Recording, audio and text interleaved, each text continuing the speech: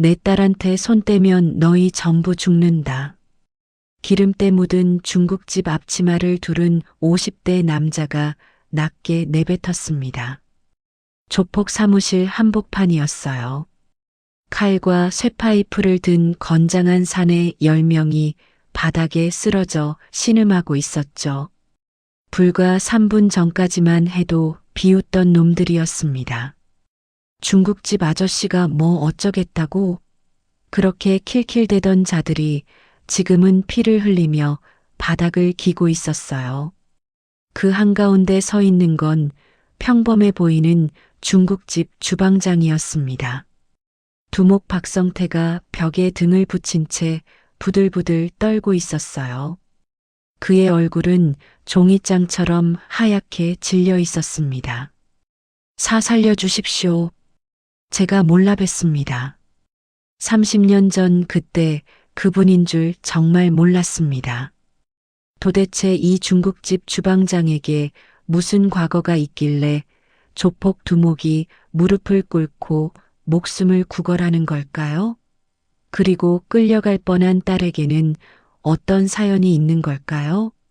사연 시작 사연 전 시작하기 전에 구독과 구독 좋아요를 버튼을 눌러주세요. 눌러주시고 오늘 하루가 어디에서 더 의미 듣고 있게 느껴질 계신지 거예요. 댓글 남겨주시면 여러분의 사연 시작하기 가정에 전에 행운이 구독 버튼을 가득 깃들기를 눌러주세요. 오늘 바라겠습니다. 하루가 더 의미 서울 변두리 좁은 골목길에 허름한 중국집이 하나 있었습니다.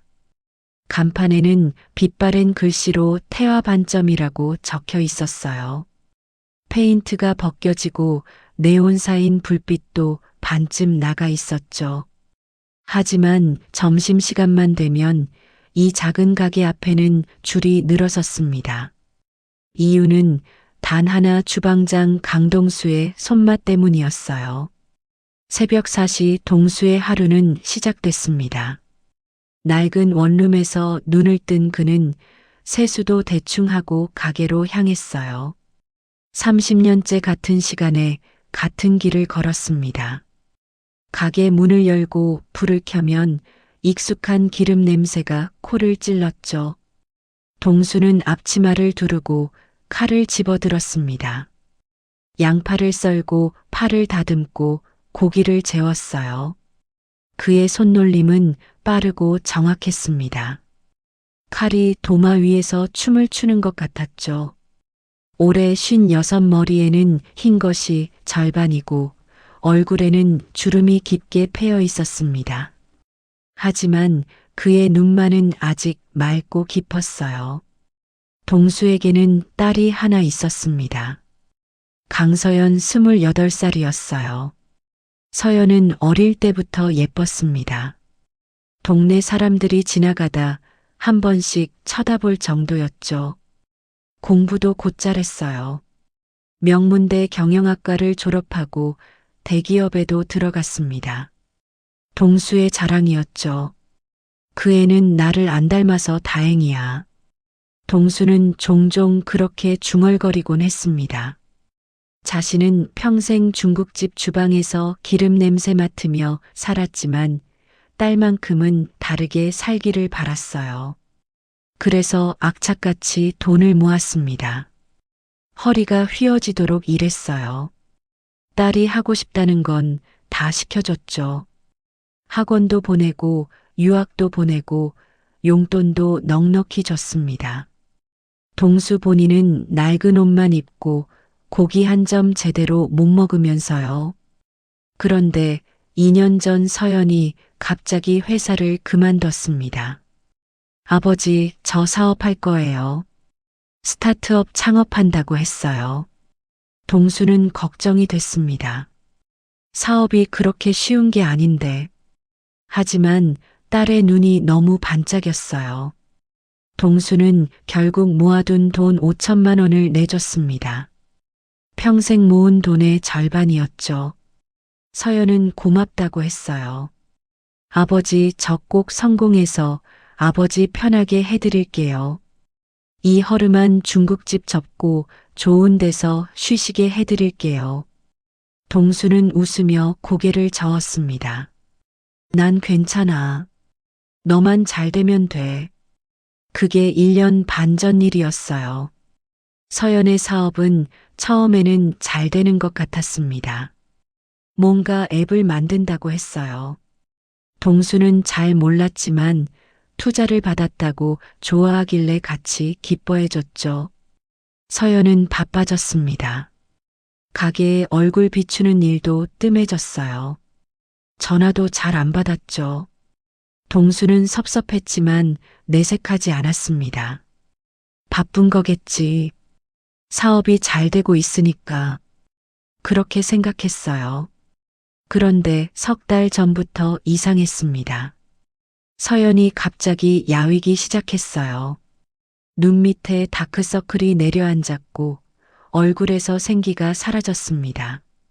밥은 먹고 다니냐고 물으면 얘 아버지 잘 먹어요 하고 웃었지만 그 웃음이 예전 같지 않았어요. 무언가를 숨기는 것 같았습니다. 한 달 전 일이었습니다. 점심 장사를 마치고 잠깐 쉬고 있는데 가게 문이 벌컥 열렸어요. 서연이었습니다. 하지만 동수는 딸을 알아보지 못할 뻔했어요. 그만큼 초췌했거든요. 서연은 문 앞에 서서 한참을 아무 말 못했습니다. 입술이 파르르 떨렸어요. 동수의 가슴이 철렁 내려앉았습니다. 무슨 일이야? 서연이 그제야 입을 열었어요. 아버지, 나 망했어. 그 한마디에 동수의 세상이 흔들렸습니다. 서연은 그날 모든 걸 털어놓았어요. 사업 파트너가 투자금을 들고 잠적했다고 했습니다. 믿었던 사람이었는데 어느 날 갑자기 연락이 끊겼대요. 알고 보니 처음부터 사기꾼이었던 거죠. 문제는 그게 끝이 아니었습니다. 서연은 사업을 살리려고 돈을 빌렸어요. 은행에서 안 되니까 제2금융권으로 갔고 거기서도 안 되니까 결국 사채에 손을 댔습니다. 아버지, 나 빚이 10억이야. 서연의 목소리가 떨렸어요. 동수는 귀를 의심했습니다. 10억이라고? 어떻게 그렇게까지? 서연은 고개를 떨궜습니다. 살릴 수 있을 줄 알았어요. 조금만 더 버티면 될 줄 알았어요. 근데 이자가 눈덩이처럼 불어나서 동수는 한참을 말이 없었습니다. 머릿속이 하얘졌어요. 10억 그 돈을 어떻게 갚는단 말입니까? 평생을 일해도 못 모을 돈이었습니다. 그날 밤 동수는 잠을 이루지 못했습니다. 천장을 바라보며 뒤척였어요. 딸아이의 초췌한 얼굴이 자꾸 떠올랐습니다. 어디서부터 잘못된 걸까? 내가 말렸어야 했나? 사업한다고 했을 때 반대했어야 했나? 하지만 후회해봤자 소용없었어요. 이미 엎질러진 물이었습니다. 동수는 새벽녘에야 겨우 눈을 붙였어요.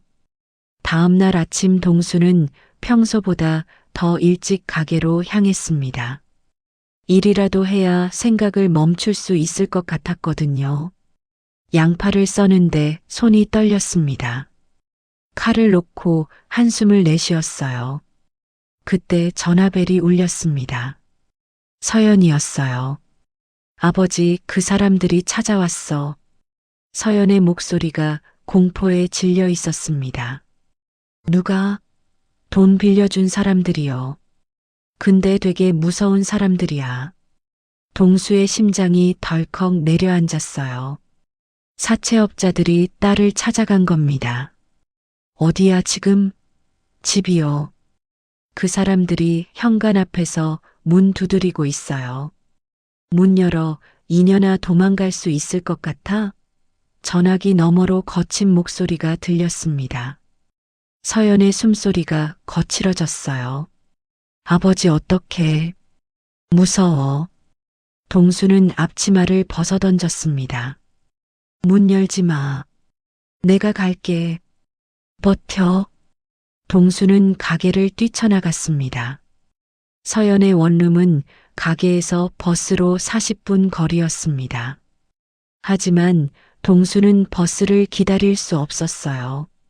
택시를 잡아탔습니다. 기사 아저씨 빨리 좀 가주세요. 동수의 목소리가 다급했어요. 택시가 출발했습니다. 동수는 계속 전화를 걸었지만 서연은 받지 않았어요. 심장이 터질 것 같았습니다. 제발 아무 일 없어야 할 텐데. 20분 만에 도착했습니다. 동수는 돈을 던지듯 주고 택시에서 뛰어내렸어요. 엘리베이터를 기다릴 여유도 없었습니다. 5층까지 계단을 뛰어 올라갔어요. 숨이 턱까지 찼지만 멈출 수 없었습니다. 복도에 다다르자 소란이 들렸습니다. 서연의 문 앞에 사내 3명이 서 있었어요. 문을 발로 걷어차고 있었습니다. 쾅쾅 둔탁한 소리가 복도에 울려 퍼졌죠. 야, 문 안 열어? 그럼 우리가 부수고 들어간다? 가운데 서 있던 사내가 소리쳤습니다. 험악하게 생긴 자였어요. 목에 문신이 있었고 손에는 반짝이는 무언가가 들려 있었습니다. 동수는 심호흡을 했어요.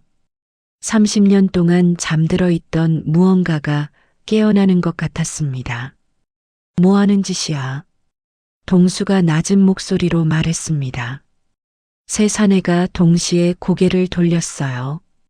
그리고 동수를 위아래로 훑어봤습니다. 뭐야 이 아저씨? 사내 하나가 코웃음을 쳤어요. 기름때 묻은 낡은 옷 구부정한 자세, 누가 봐도 허름한 중국집 주방장이었습니다. 아저씨 여기 왜 끼어들어? 꺼져. 동수는 움직이지 않았어요. 내 딸이다. 뭐?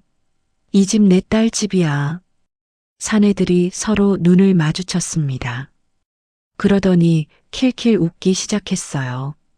아, 그 빚쟁이년 아버지야? 그래, 잘됐다. 아버지가 대신 갚든가. 가운데 사내가 동수에게 다가왔습니다. 10억 있어? 없으면 꺼져 임마. 동수는 대답하지 않았어요. 사내의 눈을 조용히 바라볼 뿐이었습니다. 뭘 봐 이 영감아. 사내가 동수의 멱살을 움켜쥐었습니다. 순간 동수의 눈빛이 변했어요. 깊고 차가운 무언가가 스쳐 지나갔습니다. 하지만 아직은 아니었어요. 동수는 참았습니다. 우리 딸이 얼마나 빚졌는지 알아. 근데 지금 당장은 없어. 시간을 좀 줘. 사내가 코웃음을 쳤어요. 시간? 이미 6개월이나 줬거든. 이자만 3억이 밀렸어, 임마. 시간은 무슨 시간?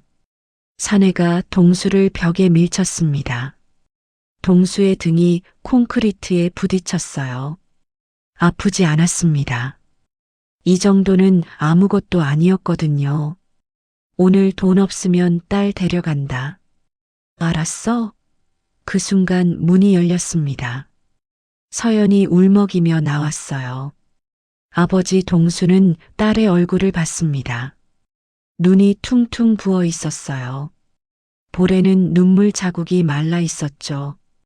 동수의 가슴이 찢어지는 것 같았습니다. 서연아 들어가 있어. 서연은 고개를 저었어요. 아버지, 이 사람들한테 아버지까지 다치면 동수가 부드럽게 말했습니다. 괜찮아. 아버지가 해결할게. 사내들이 비웃었어요. 해결? 뭘로? 짜장면 팔아서? 10억을 어떻게 갚을 건데 이 늙은이가? 동수는 사내들을 바라봤습니다. 조용한 눈이었어요. 너희 두목이 누구야? 사내들이 멈칫했습니다. 뭐? 두목 이름이 뭐냐고. 아는 사람이면 이야기가 될 수도 있어. 사내들이 또 웃었어요. 이 영감이 미쳤나?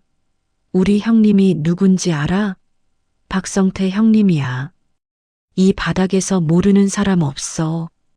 동수의 눈이 미세하게 흔들렸습니다. 박성태 그 이름을 30년 만에 듣는군요. 동수는 속으로 중얼거렸어요. 그 자식이 아직도 이 바닥에 있었구나. 사내들이 의아한 표정을 지었습니다. 뭐야, 이 영감 형님 알아? 동수는 대답하지 않았어요. 대신 주머니에서 낡은 휴대폰을 꺼냈습니다. 너희 두목한테 전화해. 강동수가 찾아간다고. 내일 오후 3시에 사무실에서 보자고 전해. 사내들이 어이없다는 표정을 지었습니다. 야, 이 영감이 진짜 사내 하나가 주먹을 들어 올렸어요. 하지만 가운데 사내가 막았습니다. 잠깐, 뭔가 이상했거든요. 이 늙은 중국집 주방장의 눈빛이 예사롭지 않았습니다. 보통 사람들은 자기들만 봐도 벌벌 떨었어요. 그런데 이 영감은 달랐습니다. 두려움이 없었어요. 오히려 자기들을 내려다보는 것 같은 눈이었죠. 알았어, 형님한테 전해줄게. 근데 영감 내일 안 오면 인연 진짜 끌고 간다? 동수는 고개를 끄덕였어요. 반드시 간다. 사내들이 투덜거리며 돌아갔습니다. 서연이 동수에게 달려들었어요.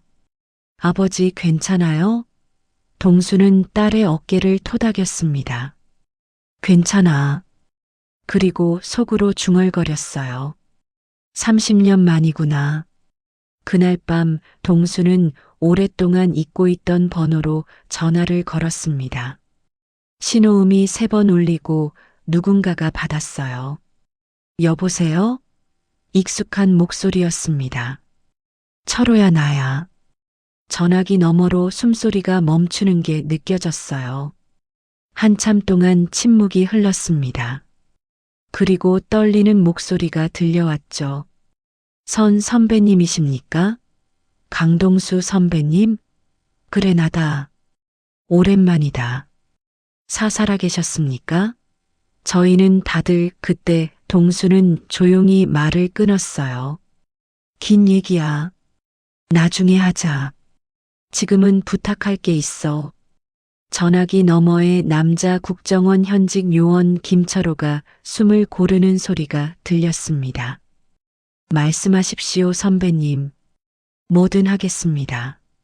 건물 입구에 다가가자 사내 2명이 동수를 막아섰습니다.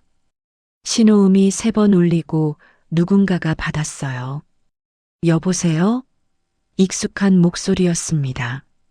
철호야, 나야. 전화기 너머로 숨소리가 멈추는 게 느껴졌어요. 한참 동안 침묵이 흘렀습니다. 그리고 떨리는 목소리가 들려왔죠. 선 선배님이십니까? 강동수 선배님? 그래, 나다. 오랜만이다. 사살아 계셨습니까? 저희는 다들 그때 동수는 조용히 말을 끊었어요. 긴 얘기야. 나중에 하자. 지금은 부탁할 게 있어. 전화기 너머에 남자 국정원 현직 요원 김철호가 숨을 고르는 소리가 들렸습니다. 말씀하십시오, 선배님. 뭐든 하겠습니다. 박성태라는 놈 알지? 동수가 물었습니다. 전화기 너머에서 키보드 두드리는 소리가 들렸어요. 잠시 후 철호가 대답했습니다. 예, 알고 있습니다. 서울 동부 쪽 사채업과 유흥업소 운영하는 조직폭력배 두목이죠.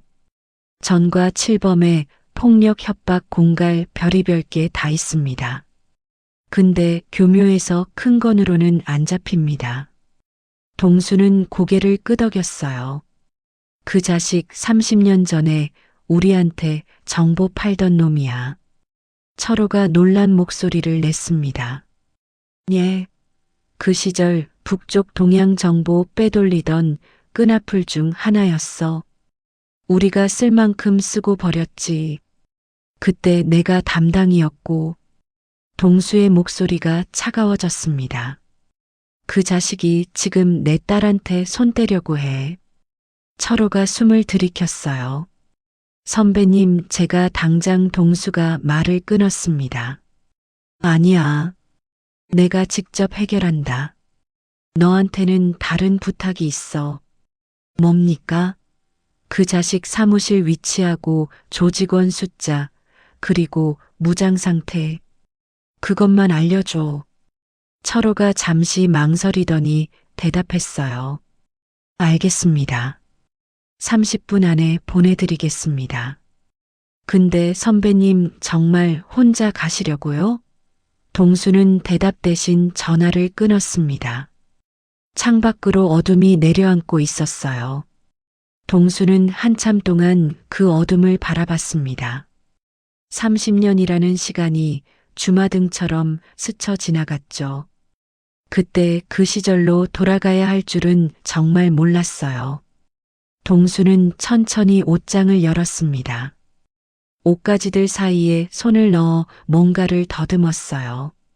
손끝에 차가운 금속이 닿았습니다. 30년 만에 만지는 감촉이었죠. 서랍 깊숙이 숨겨둔 낡은 상자를 꺼냈습니다. 뚜껑을 열자 먼지가 풀썩 일었어요. 안에는 빛바랜 사진 몇 장과 훈장 그리고 검은 가죽 케이스가 있었습니다. 동수는 사진을 집어들었어요. 젊은 시절에 자신이 찍혀 있었습니다. 군복을 입고 동료들과 함께 서 있었죠. 얼굴에는 자신감이 넘쳤고 눈빛은 날카로웠습니다. 지금과는 전혀 다른 사람 같았어요. 동수는 쓴웃음을 지었습니다. 그때가 언제였던가. 30년 전 동수는 대한민국 최정예 대북 공작원이었습니다. 코드명 청룡이었죠. 수십 차례 북파 작전을 수행했고 단 한 번도 실패한 적이 없었어요. 전설이라 불렸습니다. 동수의 눈앞에 그 시절이 펼쳐졌어요. 1993년 겨울 그의 첫 번째 임무였습니다. 압록강을 건너 북으로 들어가는 작전이었죠. 영하 20도의 혹한 속에서 동수는 2시간을 물속에서 버텼어요. 몸이 얼어붙는 것 같았지만 이를 악물었습니다. 임무 완수만이 머릿속에 있었죠. 그날 밤 동수는 적의 기지에 침투해 핵심 정보를 빼냈어요. 아무도 그의 존재를 눈치채지 못했습니다. 그 후로도 수많은 임무가 있었어요. 어떤 때는 한 달 넘게 적지에 잠복하기도 했습니다. 굶주림과 추위 그리고 죽음의 공포, 그 모든 것을 견뎌냈죠. 동수의 눈앞에 1995년 가을의 기억이 떠올랐습니다. 평양 외곽 비밀 군사시설 침투 작전이었어요. 임무는 북한의 새로운 미사일 기지 위치를 확인하는 것이었죠.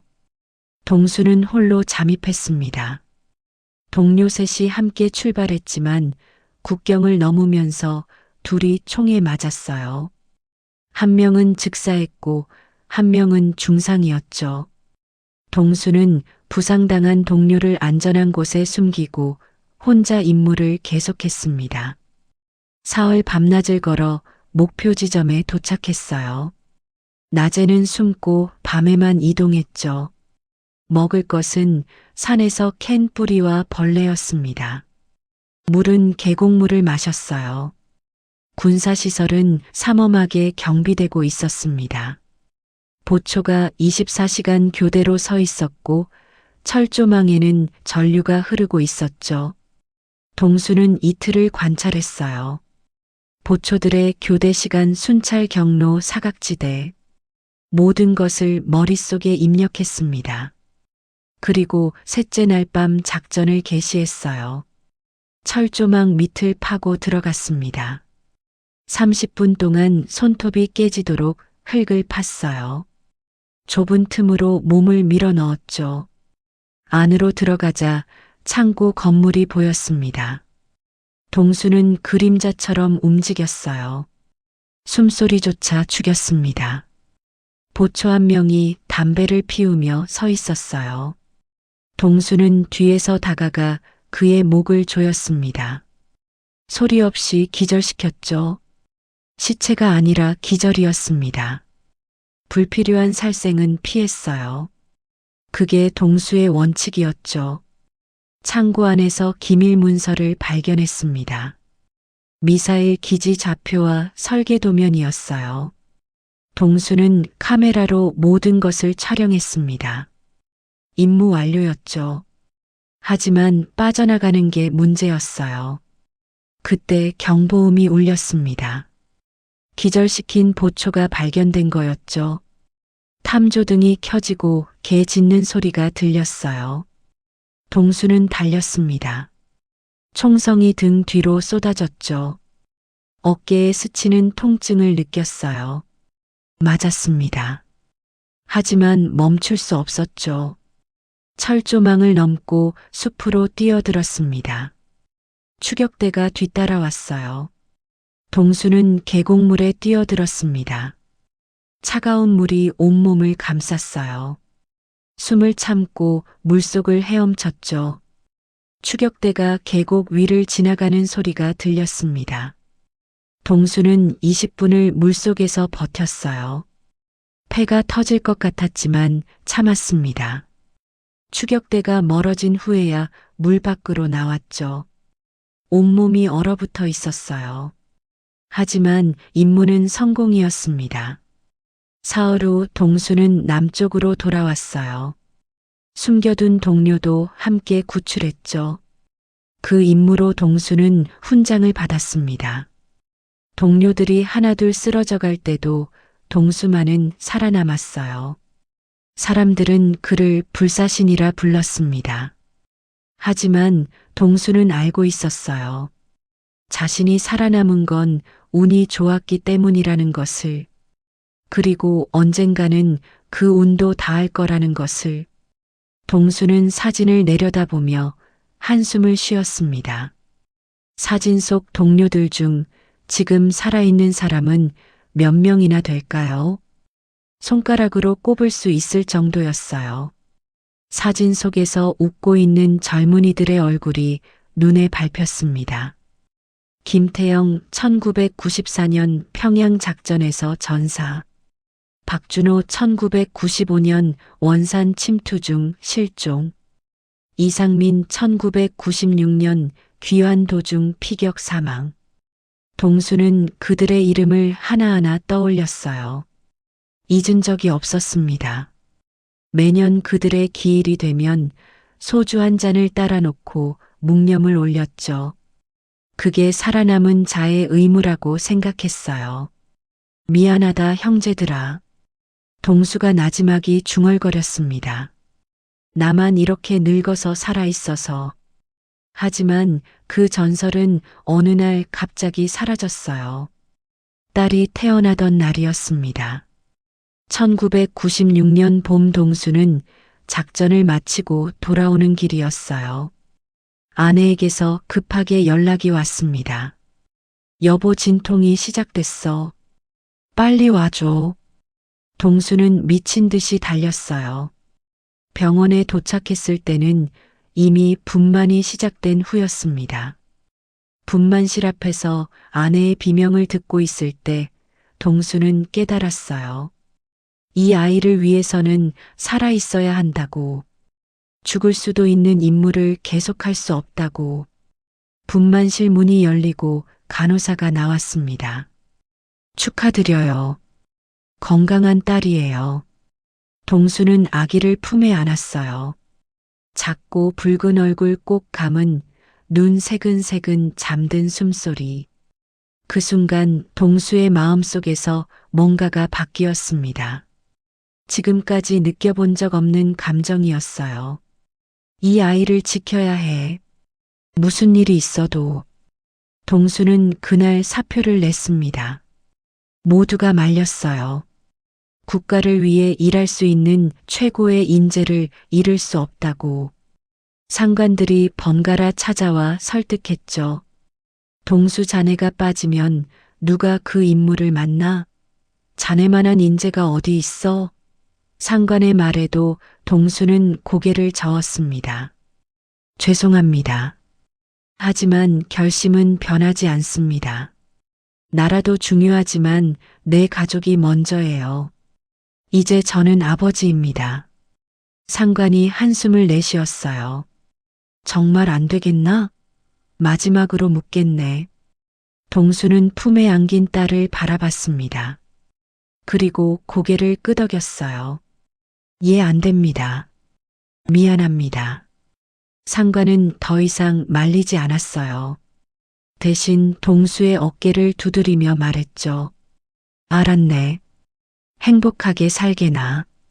자네는 그럴 자격이 있어. 그렇게 동수는 모든 것을 버리고 평범한 삶을 택했어요. 중국집 주방에서 짜장면을 볶으며 살았죠. 처음에는 서툴렀습니다. 칼을 잡던 손으로 국자를 잡는 게 어색했어요. 하지만 금방 적응했습니다. 손재주가 있었거든요. 사람을 죽이던 손이 사람을 먹이는 손이 됐어요. 동수는 그게 좋았습니다. 아내와 함께 가게를 운영하며 딸을 키웠죠. 평범한 일상이 그렇게 소중할 줄 몰랐어요. 새벽에 일어나 재료를 손질하고 손님을 맞이하고 저녁에 딸과 함께 밥을 먹는 하루하루가 행복했습니다. 하지만 행복은 오래가지 않았어요. 서연이 5살이 되던 해 아내가 병으로 쓰러졌습니다. 췌장암 말기였어요. 아무 증상도 없다가 갑자기 발견됐을 때는 이미 늦은 후였죠. 동수는 아내의 손을 잡고 병상 곁을 지켰습니다. 여보 미안해. 나 때문에 고생만 하다가. 동수의 눈에서 눈물이 흘러내렸어요. 아내가 약한 미소를 지었습니다. 무슨 소리예요? 당신 덕분에 행복했어요. 서연이 잘 부탁해요. 아내는 그렇게 눈을 감았어요. 32살 너무 젊은 나이였습니다. 장례를 치르고 동수는 혼자가 됐어요. 5살 딸과 단둘이 남았습니다. 동수는 울지 않았어요. 울 시간이 없었습니다. 아침에 일어나 딸을 유치원에 보내고 가게 문을 열고 저녁에 딸을 데려와 밥을 먹이고 재우는 하루하루를 버텨야 했어요. 아빠 엄마 어디 갔어? 서연이 물을 때마다 동수의 가슴이 찢어지는 것 같았습니다. 엄마는 먼 곳에 갔어. 언제 와? 글쎄 많이 기다려야 할 거야. 서연은 고개를 갸웃거렸지만 더 묻지 않았어요. 아직 죽음의 의미를 모르는 나이였죠. 그렇게 20년이 흘렀습니다. 동수는 홀로 딸을 키웠어요. 엄마 아빠 역할을 동시에 해야 했죠. 서툴렀습니다. 딸의 머리를 묶어주는 것도 옷을 사주는 것도 처음엔 어떻게 해야 할지 몰랐어요. 하지만 배워갔습니다. 유튜브로 머리 묶는 법을 찾아보고 백화점 점원에게 물어가며 옷을 골랐죠. 서연이 사춘기가 됐을 때는 정말 힘들었어요. 아빠는 몰라 여자 마음을. 서연이 방문을 쾅 닫을 때마다 동수는 막막했습니다. 아내가 있었다면 달랐을 텐데. 그런 생각이 들 때마다 가슴이 아렸어요. 동수는 추억에서 깨어났습니다. 손에는 여전히 낡은 사진이 들려 있었어요. 동수는 사진을 내려놓고 검은 가죽 케이스를 집어들었습니다. 지퍼를 열자 안에서 광택이 나는 금속이 드러났어요. 전투용 나이프였습니다. 30년이 지났지만 여전히 날카로웠죠. 동수는 칼날을 손가락으로 쓸었습니다. 익숙한 감촉이었어요. 손이 기억하고 있었습니다. 수천 번 이 칼을 휘둘렀던 기억. 이 칼로 적의 목숨을 거뒀던 밤들. 동수는 눈을 감았어요. 다신 안 쓸 줄 알았는데 가죽 케이스 아래에는 또 다른 것이 있었습니다. 검은 장갑과 얇은 와이어 그리고 작은 공구들이었죠. 공작원 시절 사용하던 도구들이었습니다. 동수는 하나하나 꺼내어 점검했어요. 장갑은 조금 바랬지만 여전히 튼튼했습니다. 와이어는 녹이 슬었지만 쓸 수 있었어요. 공구들은 기름칠만 하면 될 것 같았죠. 놀랍게도 모든 것이 여전히 사용 가능했습니다. 동수는 도구들을 하나씩 손질하기 시작했어요. 손이 기억을 따라 움직였습니다. 30년 만이지만 조금도 서툴지 않았죠. 전화기가 울렸습니다. 철호였어요. 선배님 정보 보내드렸습니다. 동수는 메시지를 열었어요. 박성태 사무실 주소와 조직원 명단 그리고 무장 상태가 적혀 있었습니다. 상주 인원 10명에서 15명 정도. 권총 이정 확인. 나머지는 둔기류와 흉기로 추정. 건물은 3층 상가 건물이고 사무실은 3층 전체를 사용합니다. 엘리베이터는 하나, 비상계단은 건물 뒤편에 있습니다. 동수는 고개를 끄덕이며 정보를 머릿속에 입력했어요. 3층 전체라 넓겠군. 동수가 중얼거렸습니다. 철호야 고맙다. 동수가 말했어요. 선배님 정말 혼자 가실 겁니까? 제가 백업을 아니야. 공식적으로 움직이면 안 돼. 이건 내 개인적인 일이야. 철호가 한숨을 내쉬었습니다. 알겠습니다. 근데 선배님 한 가지만 여쭤봐도 됩니까? 그래. 30년 동안 어디 계셨습니까? 저희는 선배님이 그 작전에서 돌아가신 줄 알았습니다. 동수는 잠시 침묵했어요. 그리고 나지막이 대답했습니다. 죽은 거나 마찬가지였지. 청룡은 그날 죽었어. 지금 살아있는 건 그냥 중국집 주방장 강동수야. 철호가 말을 잇지 못했어요. 선배님 동수가 말을 끊었습니다. 나중에 얘기하자. 지금은 시간이 없어. 전화를 끊고 동수는 창밖을 바라봤습니다. 달이 떠오르고 있었어요. 내일이면 끝난다. 동수가 중얼거렸습니다. 좋게 끝나든 나쁘게 끝나든 그는 준비해둔 도구들을 가방에 넣었어요. 검은 장갑, 와이어, 나이프 그리고 작은 공구들. 30년 만에 꺼내는 물건들이었죠. 손에 익은 무게감이 묘한 감정을 불러일으켰습니다. 동수는 가방을 침대 밑에 밀어 넣었어요. 그리고 불을 끄고 누웠습니다. 내일을 위해 잠을 자야 했어요. 하지만 잠이 오지 않았습니다. 천장을 바라보며 동수는 생각에 잠겼어요.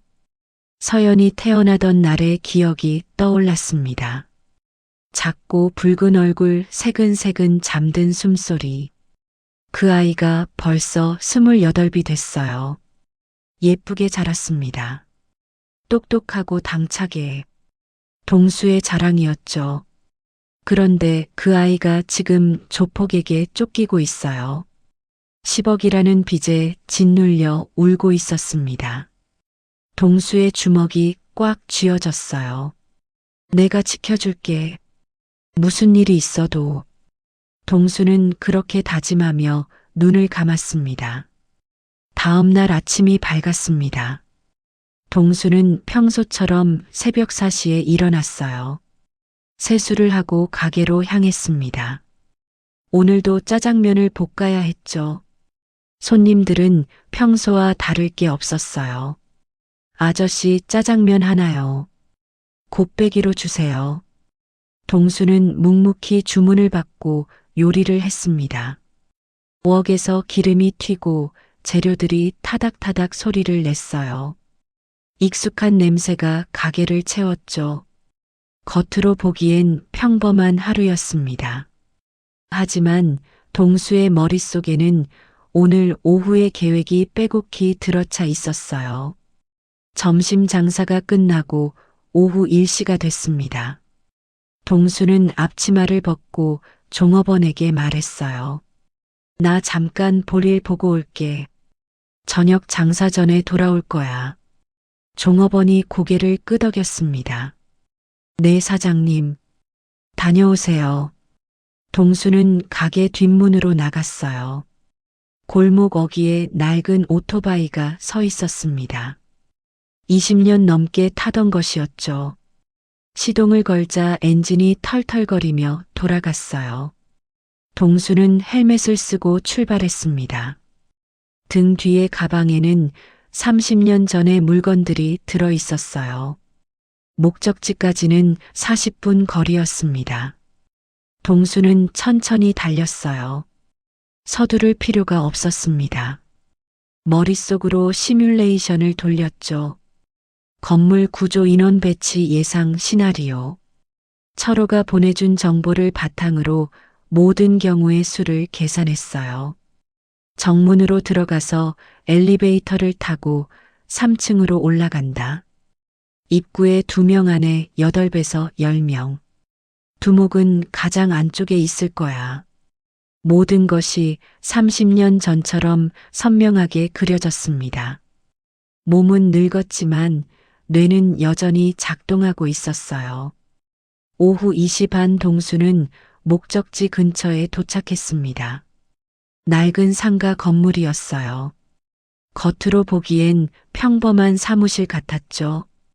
1층에는 부동산과 편의점이 있었고 2층은 비어 있는 것 같았습니다. 3층 창문에는 검은 커튼이 쳐져 있었어요. 동수는 알고 있었습니다. 저 안에 10명이 넘는 조폭들이 있다는 것을, 그리고 그들의 두목 박성태가 기다리고 있다는 것을. 동수는 오토바이를 건물에서 조금 떨어진 곳에 세웠어요. 그리고 천천히 건물 주변을 살폈습니다. 정문 옆에 감시 카메라가 있었어요. 각도상 입구와 주차장을 비추고 있었죠. 입구에는 덩치 큰 사내 2명이 서 있었습니다. 검은 정장을 입고 선글라스를 끼고 있었어요. 누가 봐도 조폭 티가 났죠. 동수는 건물 뒤로 돌아갔습니다. 비상계단이 있었어요. 철호가 말한 대로였죠. 하지만 비상계단 문에는 자물쇠가 채워져 있었습니다. 정문으로 가는 수밖에 없군. 동수가 중얼거렸어요. 뭐 상관없어. 어차피 정면 돌파할 생각이었으니까. 동수는 주머니에서 휴대폰을 꺼내 시간을 확인했습니다. 2시 45분.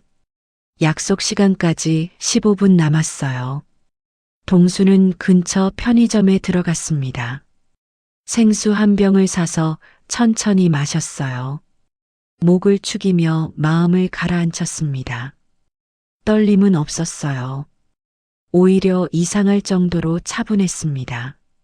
30년 만에 느끼는 이 감각. 작전 직전의 고요함이었죠. 예전에는 이 순간이 가장 좋았어요. 모든 잡념이 사라지고 오직 임무만 남는 그 순간. 지금도 마찬가지였습니다. 편의점 창문 너머로 건물이 보였어요. 동수는 그 건물을 바라보며 생각했습니다. 30년 전 같았으면 저 정도 건물은 혼자서도 쉽게 제압할 수 있었어요. 하지만 지금은 달랐죠. 몸이 예전 같지 않았습니다. 무릎이 시큰거리고 허리도 자주 아팠어요. 반응 속도도 느려졌겠죠. 동수는 자신의 손을 바라봤습니다. 주름이 가득한 손이었어요. 30년 동안 짜장면을 볶은 손. 하지만 그 손은 여전히 사람을 제압하는 법을 기억하고 있었습니다. 동수는 생수병을 버리고 편의점을 나섰습니다. 시계를 보니 2시 55분이었어요. 때가 됐군. 동수가 나지막이 중얼거렸습니다. 그는 천천히 건물 쪽으로 걸어갔어요. 기름때 묻은 낡은 점퍼에 구겨진 바지, 낡은 운동화. 누가 봐도 허름한 중국집 아저씨였습니다. 위협적인 구석이라고는 하나도 없어 보였죠. 동수는 그게 좋았어요. 상대가 방심하도록, 자신을 과소평가하도록. 그게 가장 좋은 무기였습니다. 건물 입구에 다가가자 사내 두 명이 동수를 막아섰습니다. 어디가? 박성태 만나러 왔어. 어제 약속했거든. 사내들이 서로 눈을 마주쳤어요. 아, 그 중국집 영감? 형님이 기다리고 계셔. 근데 먼저 몸수색 좀 해야겠어. 사내 하나가 동수에게 다가왔습니다. 동수는 순순히 양팔을 벌렸어요. 사내가 대충 몸을 더듬었습니다. 가방은 뭐야? 점심 싸온 거야. 배고플까봐. 동수가 태연하게 대답했어요. 사내가 가방을 열어봤습니다. 안에는 김밥과 음료수가 들어 있었죠. 나이프와 도구들은 이중 바닥 아래에 숨겨져 있었습니다. 사내는 그걸 알아차리지 못했어요. 됐어, 올라가. 동수는 고개를 끄덕이고 그들을 따라 들어갔습니다. 로비는 낡고 어두웠어요. 페인트가 벗겨지고 형광등은 깜빡거렸죠. 엘리베이터를 타고 3층으로 올라갔습니다. 올라가는 동안 동수는 엘리베이터 내부를 살폈어요. 비상정지 버튼의 위치, 천장 환기구의 크기. 습관적으로 탈출로를 확인하는 거였죠. 문이 열리자 넓은 공간이 나타났습니다. 가죽 소파와 대형 TV 그리고 당구대가 있었어요. 술병들이 테이블 위에 널브러져 있었고 담배 연기가 자욱했죠. 사내 대여섯 명이 소파에 앉아 있었습니다. 동수가 들어서자 모두 고개를 돌렸어요. 왔네, 중국집 아저씨. 가장 안쪽에 앉아있던 남자가 입을 열었어요. 박성태였습니다. 50대 중반, 떡 벌어진 어깨에 날카로운 눈. 한때 건달로 잔뼈가 굵은 자였죠. 금목걸이가 번쩍거렸고 손가락에는 큼지막한 반지가 끼워져 있었습니다. 그의 앞에는 위스키 잔이 놓여 있었어요. 여유로운 표정이었습니다. 동수를 완전히 깔보고 있는 눈이었죠. 동수는 그를 똑바로 바라봤습니다. 30년 만인의 성태야. 박성태의 눈썹이 꿈틀했어요. 뭐, 누가 반말이야, 이 영감이. 동수는 천천히 소파 쪽으로 걸어갔습니다. 주변의 조폭들이 긴장하며 일어섰어요. 손에 든 것들이 보였습니다. 쇠파이프, 야구 방망이, 그리고 접이식 칼. 동수는 개의치 않고 계속 걸었어요. 아직 못 알아보겠어? 그때 내 목숨 살려준 사람이야. 박성태의 얼굴이 굳어졌습니다. 뭔 소리야?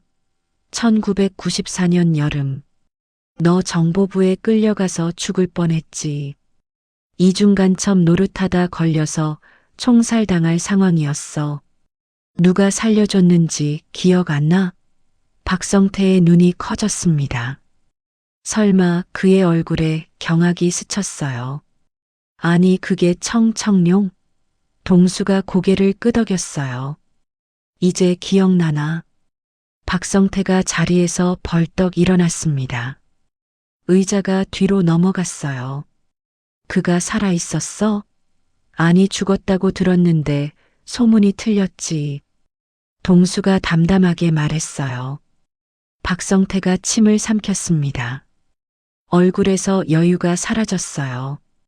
그때의 기억이 떠오르는 듯 했죠. 1994년 당시 박성태는 조직폭력배 생활을 하면서 동시에 이중간첩 노릇을 하고 있었습니다. 북에도 정보를 팔고 남에도 정보를 팔았죠. 양다리를 걸치다 결국 발각됐어요. 정보부에 끌려가서 고문을 당했습니다. 매일 밤 취조를 받았죠. 정기고문, 물고문 안 당한 게 없었어요. 그때 박성태는 25이었습니다. 죽음의 문턱에서 살려달라고 빌었죠. 동수는 그때를 생생히 기억하고 있었습니다.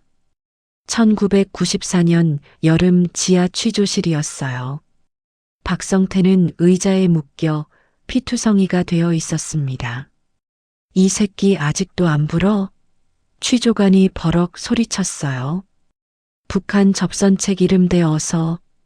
박성태가 울며 고개를 저었습니다. 정말 몰라요. 그냥 돈 받고 정보 넘긴 것뿐이에요.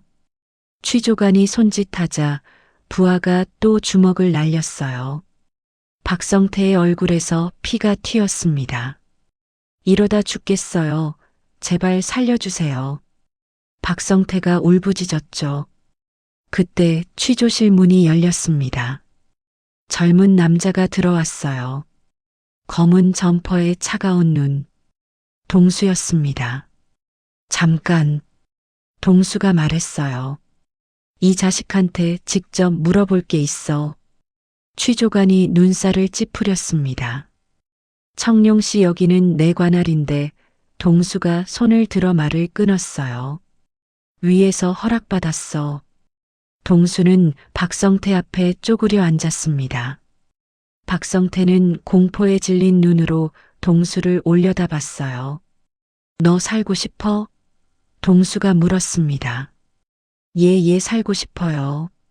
살려주세요, 제발. 박성태가 울며 매달렸어요.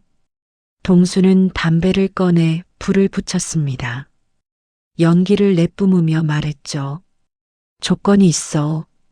앞으로 10년간 우리한테 북쪽 정보를 넘겨. 그러면 살려줄게. 박성태의 눈이 커졌어요. 정말요? 정말 살려주실 거예요? 동수가 고개를 끄덕였습니다. 대신 배신하면 죽어. 내 손으로 직접. 박성태는 당연히 수락했어요. 살기 위해서라면 뭐든 할 상황이었으니까요. 동수는 박성태의 포박을 풀어줬습니다. 그리고 취조관에게 말했죠. 이 자식은 내가 데려갈게. 쓸모가 있어. 취조관이 어이없다는 표정을 지었지만 뭐라 하지 못했어요. 동수의 권한이 더 높았거든요. 그 후 10년간 박성태는 동수의 정보원으로 활동했습니다. 조직폭력배 생활을 하면서 북한 관련 정보를 수집해 넘겼죠. 덕분에 여러 번 간첩 검거에 성공했어요. 박성태는 그 대가로 목숨을 부지할 수 있었습니다. 하지만 동수가 은퇴하면서 연결이 끊어졌어요. 박성태는 더 이상 정보를 넘길 필요가 없어졌죠. 그리고 30년이 지났습니다. 박성태는 그 시간 동안 조직을 키웠어요. 사채업과 유흥업소로 돈을 벌었죠.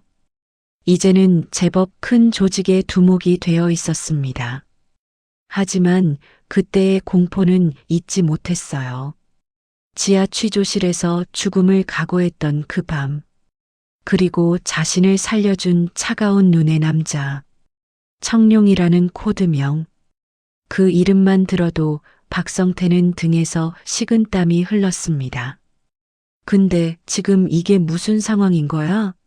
박성태가 혼란스러운 표정을 지었어요.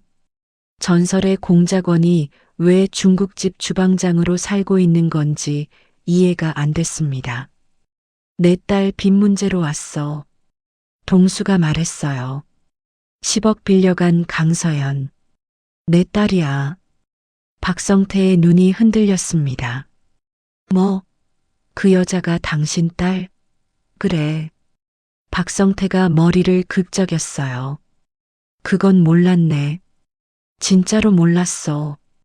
동수는 대답하지 않았습니다. 대신 한 걸음 더 다가갔어요. 비탄감에 이자까지 전부. 뭐? 박성태가 어이없다는 표정을 지었어요. 야, 아무리 그때 은혜가 있다지만 10억이야, 10억.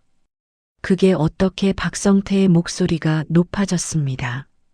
30년 전에 공포가 떠올랐지만 자존심이 허락하지 않았어요.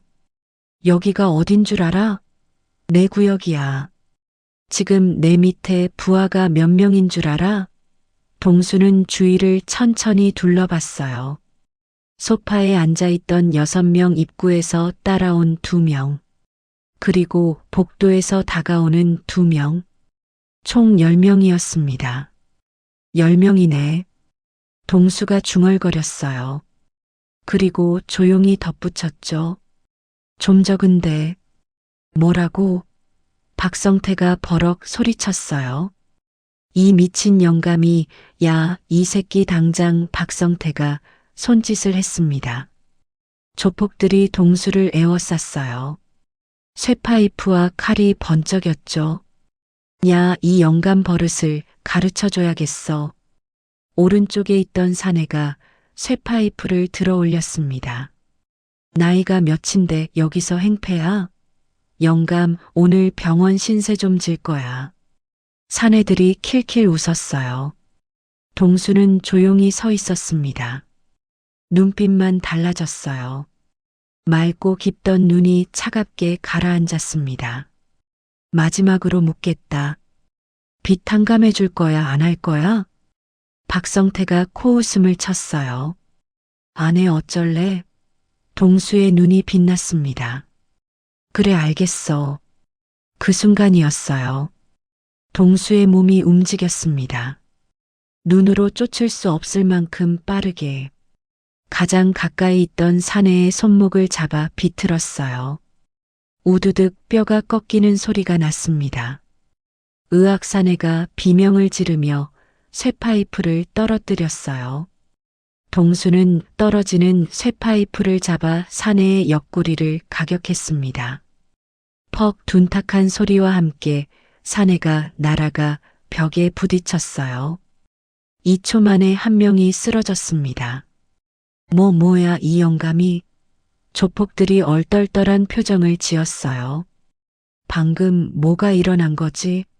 그들의 머릿속이 혼란스러웠습니다. 하지만 생각할 틈이 없었어요. 동수가 다시 움직였거든요. 2번째 사내에게 다가가 명치를 가격했습니다. 사내가 숨이 막혀 몸을 구부렸어요. 동수는 구부린 사내의 머리를 잡아 무릎에 내리찍었습니다. 퍽 코뼈가 부러지는 소리가 났어요. 피가 튀었습니다. 사내가 의식을 잃고 쓰러졌죠. 또 2초였습니다. 죽여버려 저 새끼. 박성태가 소리쳤어요. 조폭들이 정신을 차리고 동수에게 달려들었습니다. 쇠파이프와 칼을 든 자들이었죠. 동수는 피하지 않았어요.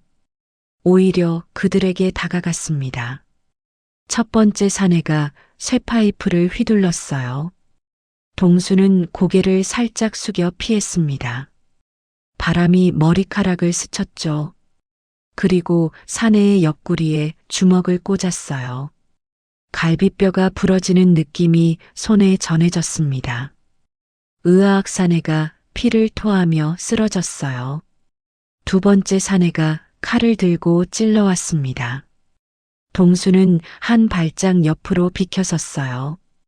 칼이 허공을 갈랐습니다. 동수는 사내의 손목을 잡아 비틀며 칼을 빼앗았어요.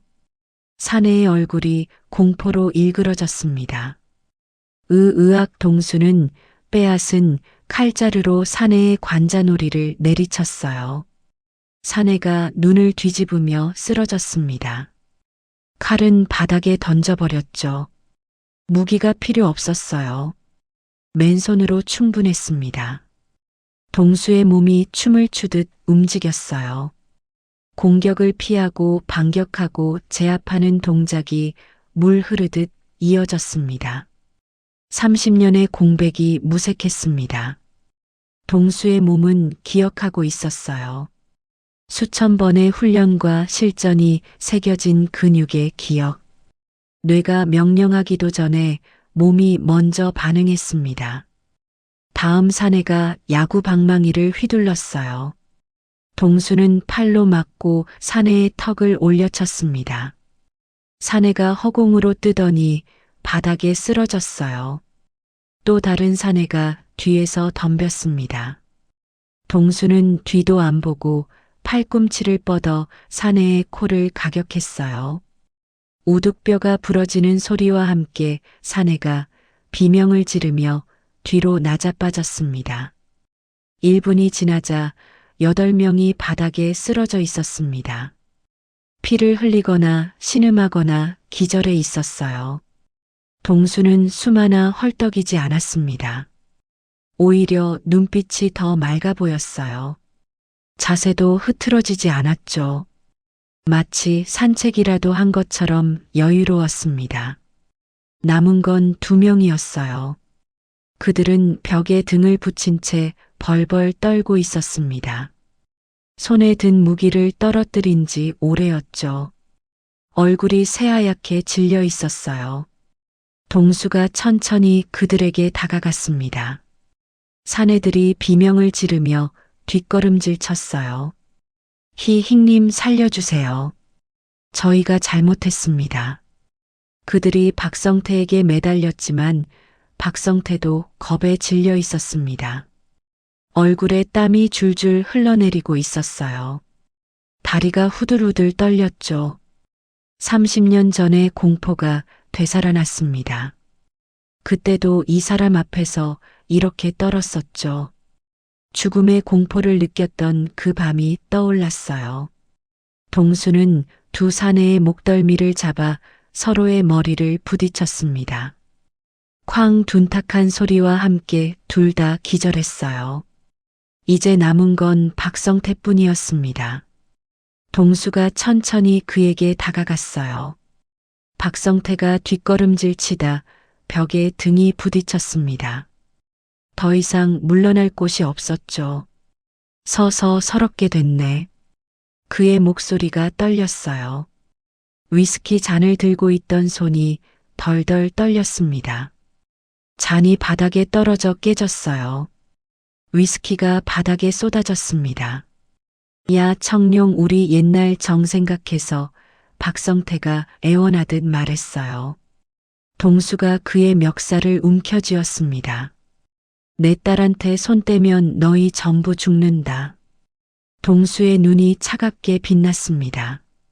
목소리는 낮았지만 무게가 있었어요. 이건 경고가 아니야. 약속이지. 박성태의 얼굴이 새하얗게 질렸습니다. 바지 사이로 뭔가가 흘러내렸어요. 지린 거였죠. 살려주세요. 제가 몰라 뵀습니다. 그 여자가 청룡의 딸인 줄 정말 몰랐습니다. 박성태가 울먹였어요. 눈물까지 흘렸습니다. 30년 전처럼요. 동수는 그를 벽에 밀어붙였어요. 빚 10억 원금 이자 전부 탕감이야. 알겠어? 예, 알겠습니다. 탕감할게요. 오늘 당장 처리할게요. 그리고 내 딸 근처에 얼씬도 하지 마.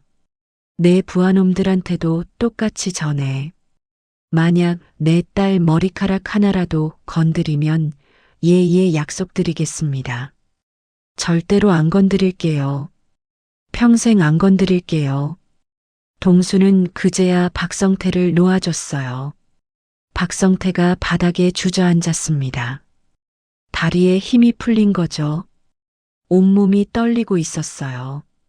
동수는 쓰러진 조폭들 사이를 걸어 출구로 향했습니다. 신음소리가 여기저기서 들렸어요. 피냄새가 가득했죠. 하지만 동수는 개의치 않았습니다. 문 앞에서 잠깐 멈춰 뒤를 돌아봤어요. 참, 그리고 하나 더. 박성태가 고개를 들었습니다. 공포에 질린 눈이었어요. 오늘 일 누구한테도 말하지 마. 만약 소문이 새면 동수의 눈빛이 무섭게 빛났어요. 그땐 진짜 죽여버린다. 박성태가 미친 듯이 고개를 끄덕였습니다. 예, 절대 아무한테도 안 말할게요. 무덤까지 가져갈게요. 동수는 더 이상 듣지 않고 문을 열고 나갔어요. 복도를 걸어 엘리베이터를 탔습니다. 버튼을 누르고 천천히 내려갔죠. 거울에 비친 자신의 모습을 봤어요.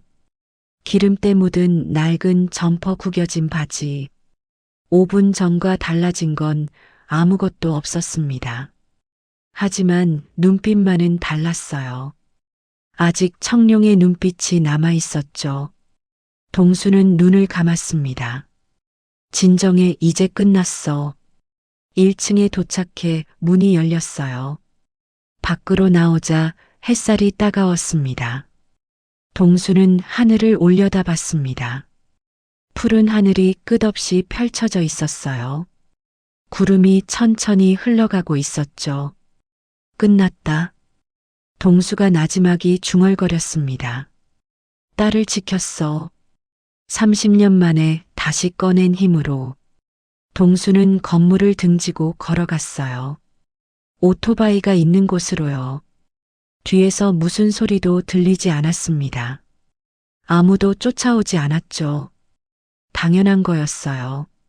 저 상태로 쫓아올 수 있는 놈은 없었으니까. 오토바이에 올라타 시동을 걸었어요. 엔진이 털털거리며 돌아갔습니다. 동수는 천천히 도로로 나섰어요. 바람이 얼굴을 스쳤습니다. 시원했어요. 30년 전의 자신이 떠올랐습니다.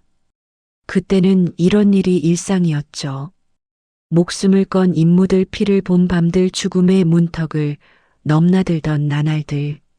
하지만 지금은 달랐습니다. 이건 임무가 아니었어요. 아버지로서 딸을 지킨 것뿐이었죠. 동수의 입가에 희미한 미소가 번졌습니다. 가게로 돌아가야지. 저녁 장사 준비해야 하니까. 그렇게 중얼거리며 동수는 오토바이를 몰았어요. 마치 아무 일도 없었던 것처럼. 손에 묻은 피는 편의점 화장실에서 씻었습니다. 옷에 튄 핏자국은 그냥 기름때라고 하면 될 거예요. 어차피 늘 기름투성이니까. 동수는 웃었습니다. 오토바이가 도로를 달렸어요. 저녁놀이 지기 시작했습니다. 하늘이 붉게 물들었죠. 아름다운 저녁이었어요. 가게에 돌아온 건 5시쯤이었습니다. 종업원이 반갑게 맞아줬어요. 사장님 오셨어요? 왔어. 볼일은 잘 보셨어요? 잘 봤어. 동수는 앞치마를 두르고 주방으로 들어갔습니다. 저녁 손님들이 슬슬 들어오기 시작했어요. 아저씨 짬뽕 하나요. 짜장면 곱빼기. 탕수육 소자. 주문이 밀려들었습니다. 동수는 웍을 들고 요리를 시작했어요. 불이 활활 타오르고 재료들이 타닥타닥 소리를 냈습니다. 익숙한 냄새가 주방을 채웠죠. 이게 내 일상이야. 동수가 중얼거렸습니다. 짜장면을 볶고 짬뽕을 끓이고 탕수육을 튀기는 것. 손님들에게 맛있게 드세요 하고 인사하는 것. 이게 지금의 강동수였어요. 더 이상 총 대신 국자를 들고 사람 대신 음식을 상대하는 살. 동수는 그게 좋았습니다. 하지만 오늘 알게 됐어요. 필요하다면 언제든 돌아갈 수 있다는 것을, 딸을 지키기 위해서라면 뭐든 할 수 있다는 것을. 서연에게 전화가 온 건 그날 저녁이었습니다. 동수가 탕수육을 튀기고 있을 때였어요. 주머니에서 진동이 울렸습니다. 화면에 딸 서연이라고 떠 있었어요. 동수는 불을 줄이고 전화를 받았습니다. 여보세요? 아버지 나야. 서연의 목소리가 들떠 있었어요. 방금 이상한 전화 받았어. 뭔데? 그 사채업자들한테서요. 동수의 귀가 쫑긋해졌습니다. 뭐래? 빚 다 없던 걸로 해준대요. 원금도 이자도 전부. 서연의 목소리가 믿기 힘들다는 듯 떨렸어요. 동수는 짜장면을 볶으며 태연하게 대답했어요. 그래, 잘 됐네. 서연의 목소리가 의아해졌습니다. 아버지, 이거 뭔가 이상하지 않아? 갑자기 왜 그러지? 10억인데? 그냥 없던 걸로 해준다고? 글쎄, 걔네들끼리 사정이 있겠지. 동수는 아무렇지 않게 말했어요. 전화기 너머로 서연이 고개를 갸웃거리는 게 느껴졌습니다. 아버지 혹시 뭐 하는 거 있어? 아니, 아무것도 몰라. 나는 그냥 짜장면이나 볶는 사람이야.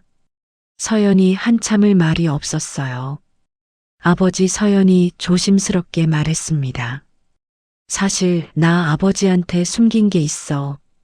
뭔데? 그 사채업자들이 아버지 찾아간다고 했을 때 나 정말 무서웠어. 동수는 말없이 듣고 있었어요. 근데 어제 아버지가 그 사람들 앞에 나타났을 때 뭔가 이상했어. 아버지 눈빛이 달라졌거든. 평소 아버지 눈이 아니었어. 동수의 손이 멈췄습니다. 뭔가 무서우면서도 믿음직한 눈이었어. 마치 아버지가 아닌 다른 사람 같았어. 동수는 잠시 침묵했어요. 그리고 웃으며 대답했습니다. 무슨 소리야? 아버지는 그냥 늙은 중국집 주방장이야.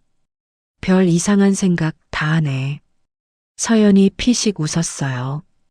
그래, 내가 이상한 생각을 했나 봐. 너무 무서워서 환상을 본 거겠지. 그래, 그런 거야. 아무튼 빚 없어졌으니까 잘 됐다. 이제 마음 편히 살아. 서연의 목소리가 밝아졌습니다. 응, 아버지 고마워. 뭐가? 그냥요. 아버지가 있어서요. 동수는 미소를 지었어요. 나도. 내가 있어서 고맙다. 전화를 끊고 동수는 다시 짜장면을 볶았습니다. 뜨거운 불 위에서 재료들이 타닥타닥 소리를 냈어요. 익숙한 냄새가 코를 찔렀죠. 이게 내 일상이야. 동수가 중얼거렸습니다. 30년 전에 삶은 끝났어요. 지금은 그냥 중국집 주방장일 뿐이었죠. 동수는 완성된 짜장면을 그릇에 담았어요. 그리고 손님에게 가져다 줬습니다. 맛있게 드세요. 평범한 중국집 아저씨의 평범한 인사였죠. 손님이 웃으며 고맙다고 했어요. 동수도 따라 웃었습니다. 그날 밤 가게 문을 닫고 동수는 집으로 돌아왔습니다. 좁은 원룸이었어요. 가구라고는 침대와 책상 그리고 낡은 옷장이 전부였죠. 동수는 옷장을 열고 서랍 속 낡은 상자를 다시 꺼냈습니다. 훈장과 사진들 그리고 검은 가죽 케이스.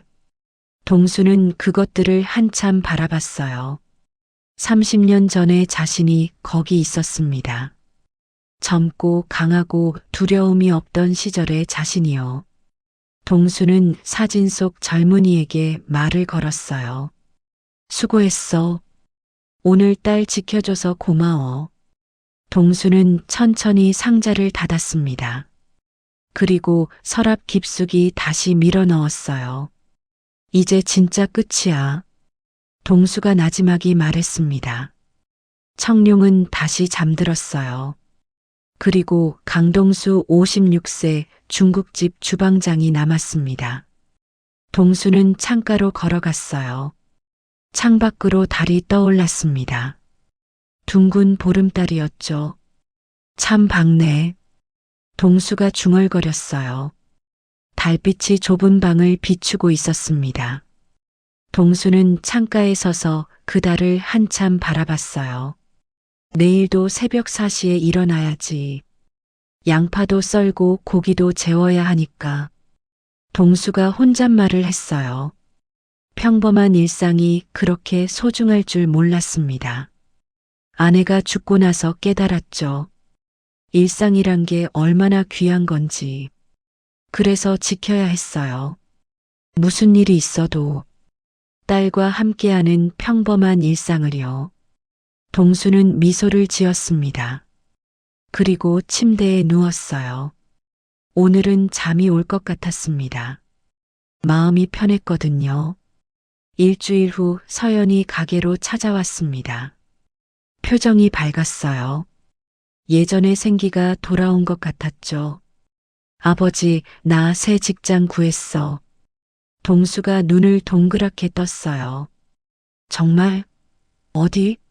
스타트업인데 저번 회사 경력 보고 뽑아줬어. 다시 처음부터 시작하려고. 서연이 웃으며 말했습니다. 동수의 얼굴에도 미소가 번졌어요. 잘 됐네. 축하한다. 고마워, 아버지. 서연이 동수를 안았습니다. 따뜻했어요. 그런데 서연의 표정이 갑자기 진지해졌습니다. 아버지, 나 물어볼 게 있어. 뭔데? 그 사채업자들 있잖아. 왜 갑자기 빚을 탕감해줬을까? 동수는 웍을 저으며 대답했어요. 글쎄, 걔네들 사정이 있었겠지. 서연이 고개를 저었습니다. 아니야, 이상해. 그래서 내가 좀 알아봤거든. 동수의 손이 잠깐 멈췄어요. 뭘 알아봤는데? 그 조직 있잖아. 박성태라는 사람이 두목인 곳. 서연의 목소리가 낮아졌습니다. 그 사람들 요즘 쏙 들어갔대. 아예 영업을 안 한대. 그리고 박성태라는 사람 요즘 술만 마신대. 무슨 큰 충격을 받은 것처럼. 동수는 태연하게 짜장면을 볶았어요. 그래, 이상하네. 서연이 아버지를 똑바로 쳐다봤습니다. 아버지, 그날 그 사람들한테 뭐라고 했어? 뭐라고 하긴 시간 좀 달라고 했지. 서연이 고개를 가로저었어요. 거짓말. 나 그날 문틈으로 봤거든. 동수의 손이 다시 멈췄습니다. 뭘 봤는데? 아버지 눈. 서연의 목소리가 떨렸어요. 아버지 눈이 완전히 달라졌었어. 평소 아버지 눈이 아니었어. 마치 뭐라고 해야 하지 무서웠어. 근데 동시에 엄청 믿음직스러웠어. 동수는 잠시 침묵했습니다. 그리고 피식 웃었어요. 뭔 소리야? 아버지가 무서워 보였다고? 이 늙은이가? 서연은 웃지 않았습니다. 아버지 예전에 뭐 했어? 진짜로. 동수는 딸의 눈을 바라봤어요. 똑똑한 아이였습니다. 뭔가 눈치챈 게 분명했죠. 동수는 한숨을 내쉬었어요. 그리고 천천히 말했습니다. 아버지는 그냥 중국집 주방장이야. 30년 동안 짜장면만 볶은 사람이지. 그게 전부야. 서연이 고개를 갸웃했어요. 정말? 동수가 고개를 끄덕였습니다. 정말이야. 다른 건 없어. 서연은 한참을 아버지를 바라봤어요. 그리고 결국 고개를 끄덕였습니다. 알았어. 믿을게. 근데 뭐였든 간에 고마워, 아버지. 동수가 물었어요. 뭐가 고마워? 서연이 미소를 지었습니다. 날 지켜줘서. 어떻게 했는지는 모르겠지만 분명히 아버지가 뭔가 한 거잖아. 그러니까 갑자기 빚이 없어지고 그 무서운 사람들이 사라진 거잖아. 동수는 말이 없었어요. 서연이 계속했습니다. 나 바보 아니거든. 근데 괜찮아. 아버지가 말하고 싶지 않으면 안 물을게. 그냥 고맙다는 말만 할게. 아버지가 내 아버지라서 정말 다행이야. 동수의 눈시울이 붉어졌습니다. 그는 고개를 돌리고 웍을 저었어요. 바보 같은 소리 하네. 목소리가 떨렸습니다. 서연이 다가와 아버지 등을 안았어요. 사랑의 아버지. 동수는 대답하지 못했습니다. 눈물이 날 것 같았거든요.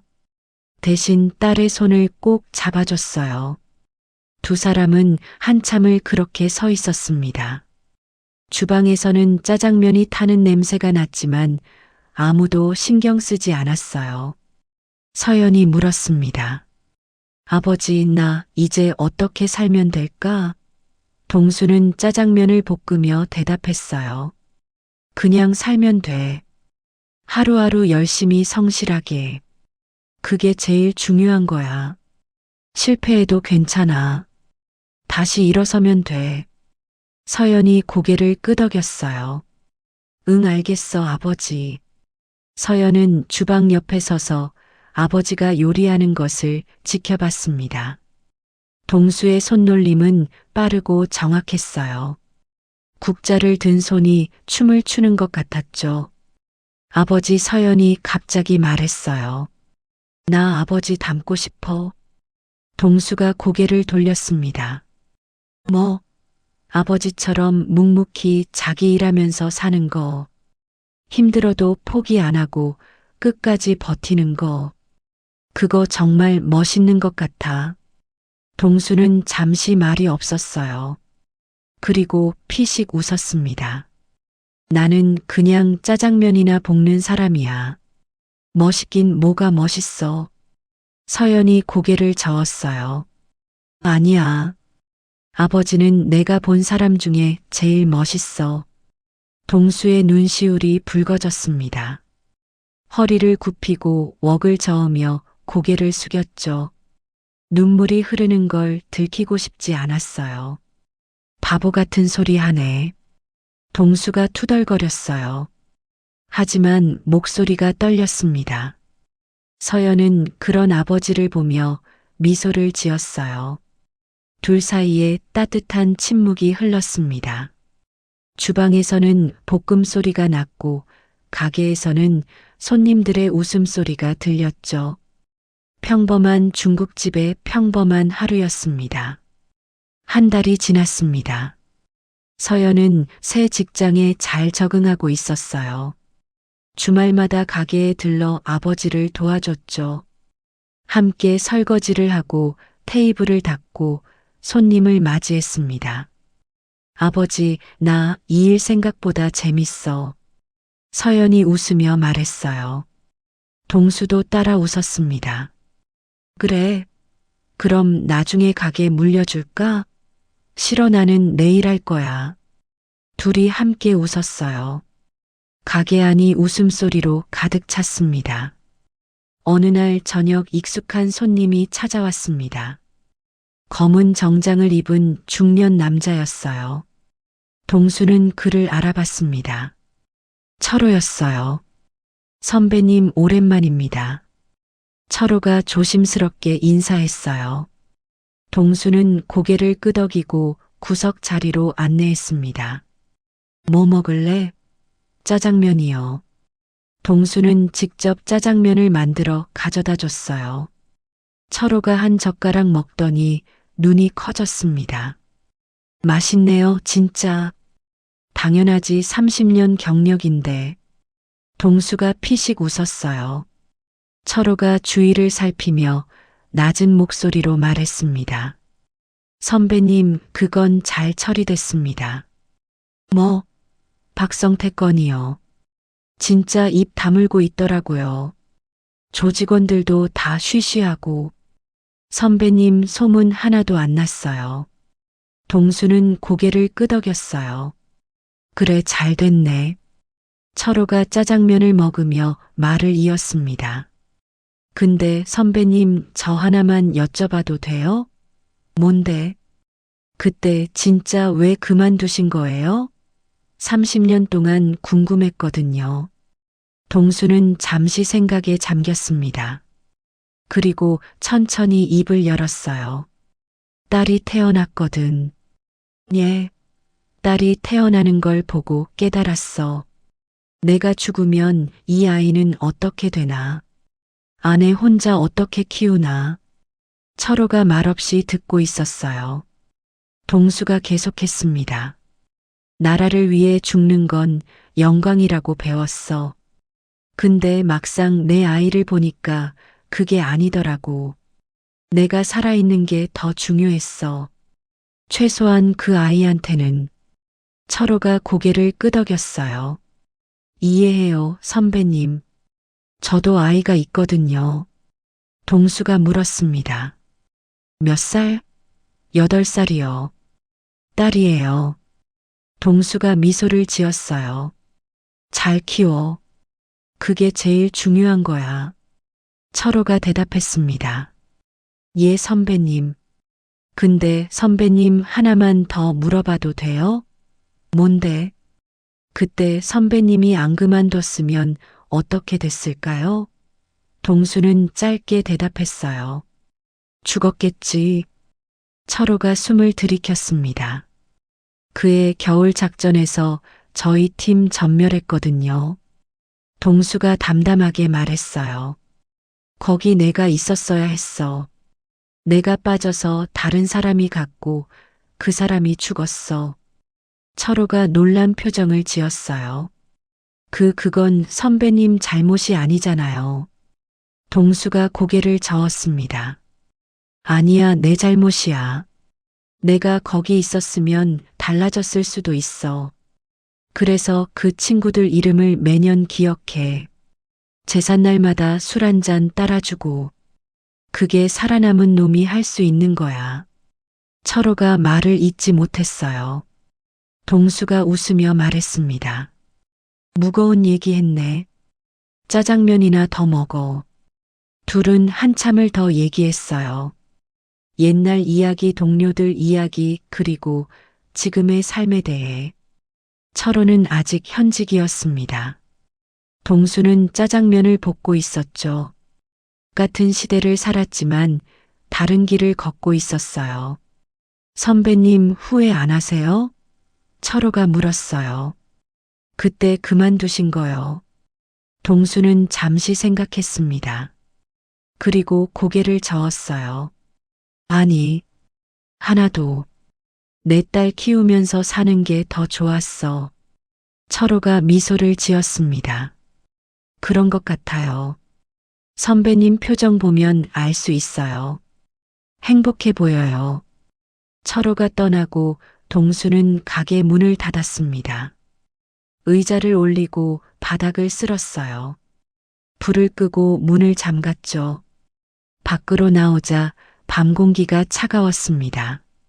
하지만 상쾌했어요. 동수는 하늘을 올려다봤습니다. 별이 총총 떠 있었어요. 참 예쁘네. 동수가 중얼거렸습니다.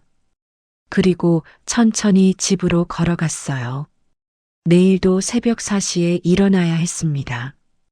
양파를 썰고 고기를 재워야 했죠. 평범한 중국집 주방장의 평범한 일상이었어요. 오늘 이야기 어떠셨나요? 평범한 중국집 주방장의 숨겨진 과거, 그리고 딸을 위해 다시 힘을 꺼낸 아버지의 이야기였습니다. 때로는 가장 평범해 보이는 사람이 가장 대단한 사람일 수 있어요. 우리 주변에도 그런 사람이 있을지 모릅니다. 묵묵히 자기 자리를 지키며 가족을 위해 희생하는 사람들이요. 이 사연이 당신의 하루에 작은 위로가 되었다면 구독과 좋아요로 마음을 나눠주세요.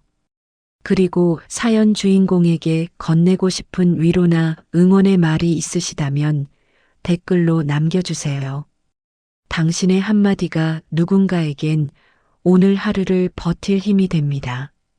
늘 건강하시고 내일도 밝고 따뜻한 하루가 되시길 바랍니다.